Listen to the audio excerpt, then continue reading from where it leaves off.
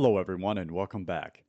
So today I'm going to show everyone how I make my dumpsters for my paper pop-up dioramas. You'll see that I use dumpsters in a lot of my scenes. I have people here recently have asked me about these dumpsters, so I thought that I'd go ahead and show everyone how I do it. I'll start by saying that I am barely an amateur Photoshop using person. Barely. These are just some of the things that I picked up over time and how I make it work for me. So dumpsters, we're going to do this one here. And it's part of a 5-pack with stains and rust spots and signs that I have already made. And at the end of this video, well, at the bottom in the video description, there will be a link in where you can grab this pack too. So let me start off by saying something about dumpsters. To go on the internet and go to your free image sites or wherever you want to go, it's really hard to get quality photos of dumpsters. You're better off using the phone that you have in your pocket, your cell phone, going into the city, going around town, and snapping photos of dumpsters. You're going to be much better ahead, I promise. Just make sure that your eye level, kind of like what you're seeing here on the screen, and make sure it's just sharp. Um, you don't want any blurry backgrounds or anything like that. Just take a nice sharp photo of dumpsters and you can go home and you can practice with it. Now, we're doing this in Photoshop. You can do this in GIMP and you can do this in Affinity, and it's just as equally effective if you ask me. So, how do I do it? Well, I get an image of a dumpster and then I'm going to basically cut this out. Now I'm going to tell you that there are many ways of doing this. Um, but regardless, the old school method is absolutely the very best method. Okay? You're going to see these guys on YouTube and all over the place who are going to use um, lasso tool, selection tool. That's fine. It all works. But for me, I never could get that very precise cut using any of those. So I use the old school pen tool. And what I do is I blow my image up to about 400%. And then I create a starting point. Okay. So as you see in this image here, at 400%, I can get right above the line. And I don't exactly know what the term is for this line. I call it the sharp line, where you get that distinctive edge, and I don't really like it none of my photos, so I just cut just a little bit below it. And as you see here, I am outlining the areas that I want to keep. Very precise. And here in this old wheel, it's all bent up and beat up, and well, that's what I want. I want the misshaped wheel. I want the blemishes. I want all that. Um, you can grab your slider here to move the image around, but if you press spacebar, you're going to get the fist, and you can move it around that way. And you just go around the image. Nice precision cut. You can get a lot of the crookedness in here. If it's too good, well, it won't look authentic. You want to get where the rust is corroded and caused dents and stuff. You want to get that. So let me zoom back out and you can kind of see how this is going to work out in this image here.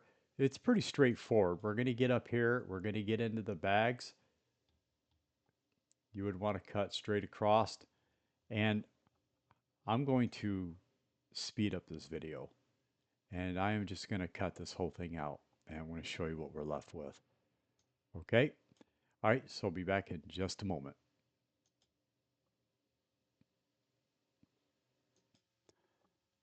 Okay, so here we are. We're back. As you see here, I'm getting ready to basically connect the dots. So I'm scrolled out, I'm zoomed out to about 183%. There we go. Now we're connected. They all lit up blue. So what you want to do from here, after you connect all those,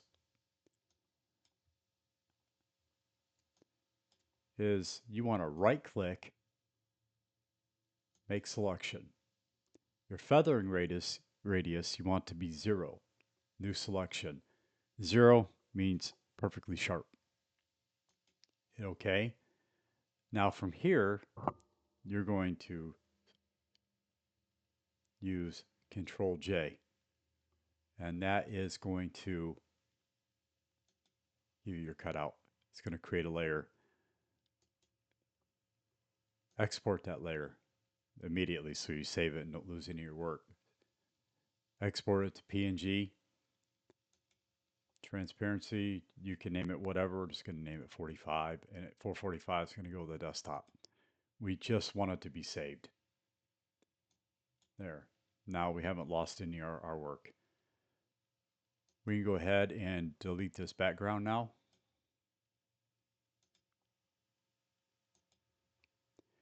And now we have our dumpster that we want to stylize. Nice cut.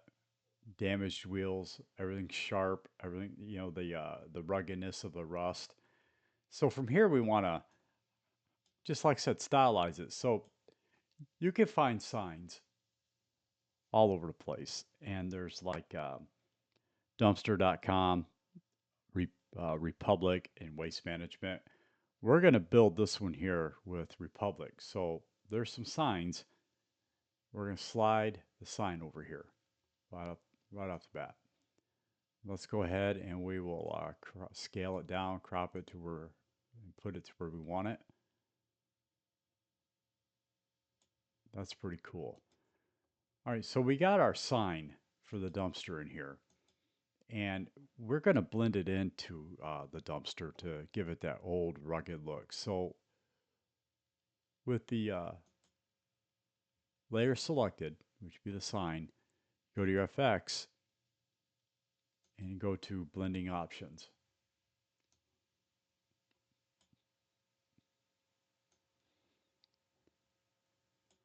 From here, we can decide how we want to do it. So in the area here, we have the current layer. We can start moving this slider up until we lose something, and we don't want that. So if we go to the lighter side of the current layer, we're going to lose something. We go to the underlying layer, it starts to fade it in. See how that works?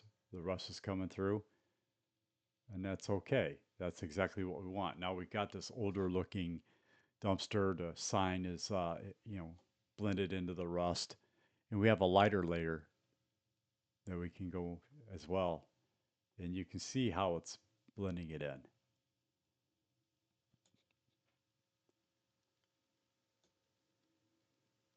That looks really, really good. So we should be keeping it right about here. We also have some opacity tools. Lighten that up there. Fill, opacity, I never really use it too much. There are times when it looks really good and times when it don't. And I don't see it being needed here neither. We can move up the opacity probably 88, 90%, maybe 85, and it still look pretty good. We'll select OK from here. Now, I should show you though, there's other tools you can use. The darken, dissolve, the overlay. That overlay looks good sometimes. Soft light looks good. You'll just have to play around. This is the bare basics, and the basics look good today. All right, so that's our sign for Republic on this dumpster here, and the signs will also be available, and I'll show you how to get that with the other stuff. So if we want to go ahead and add some stains, here's a stains pack, and I believe there's 92 of them. No, there's actually 120. There will be 122 of these, I believe, altogether in the pack. Um, and I'll show you how to get that. So let's decide what kind of stain we want, and we'll run our stain. It's dripping down. Let's choose this one here, and we would just simply move it over. And you would definitely have to decide if you want to below the Republic, which I kind of do. And then we would scale it to fit. So you're putting it underneath the sign layer. And from here, we just have to, adjust it. You do that by holding the shift key there. Um, what we're going to have to do though with this, if we want to use these stains, is we're going to have to scroll in or zoom in, and we'll be better off if we use the eraser tool after we rasterize that layer. That's just simply how I do it. You can make a smart layer out of it. I know that. You can do a lot of things. This is just how I do it. I'll move it up here, our eraser tool up a little bit. Opacity, we're going to drop that down to probably 25%.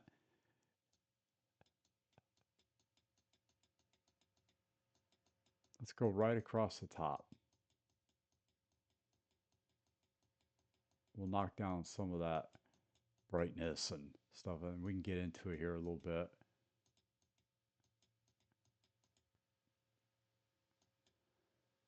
That's pretty cool. Um, we can lower the opacity down. I think that's going to look just fine. So now we got some stains into this dumpster here. Move back over the separate monitor. And now we've also got additional rust that we can use. And these are really cool. So let's select this one here.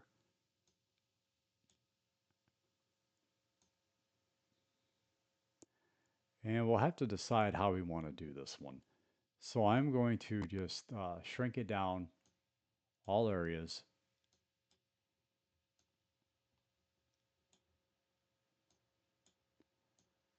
And we could put it,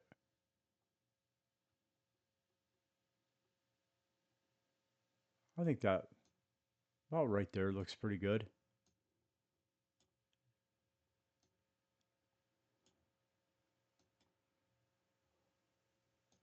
Now I'll show you what we can do with this rust. I hope it works. Sometimes it doesn't look good. Sometimes it just looks way too good. All right, so we have this rust here. And if we go ahead and blow this up, we make sure that the layer is selected. We go to our FX and we want to add an inner shadow. And this is one of these times where it really didn't give the effect that I wanted, but it still looks good. You can see how I give it some definition, some outline, and we'll use it for sure. But it just could have been better. And it might be better if we use a smaller spot. We're going to put a spot of rust on this side.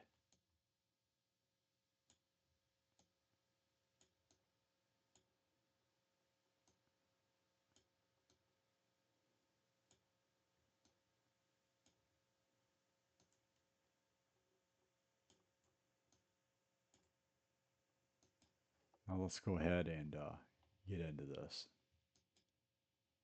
We go to our, make sure it's the layer selected and in the position we want it. Let's go to inner shadow. There you go. But the opacity is up all the way on it. I don't like running it like that. We'll set it 75 and that looks really, really cool. You can even stroke to it if you wanted. Kind of blackens it up, but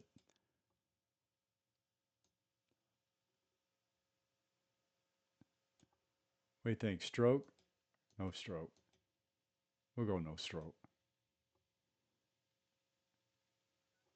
The opacity is 75. Yeah, that's going to be all right. So really quick, this is what we've done to it. we've cut it out. We've added the sign, the logo. We've added some stain, and then we've added some rust, 2 spots. And it's up to the imagination how you want to do this. You can put graffiti on here.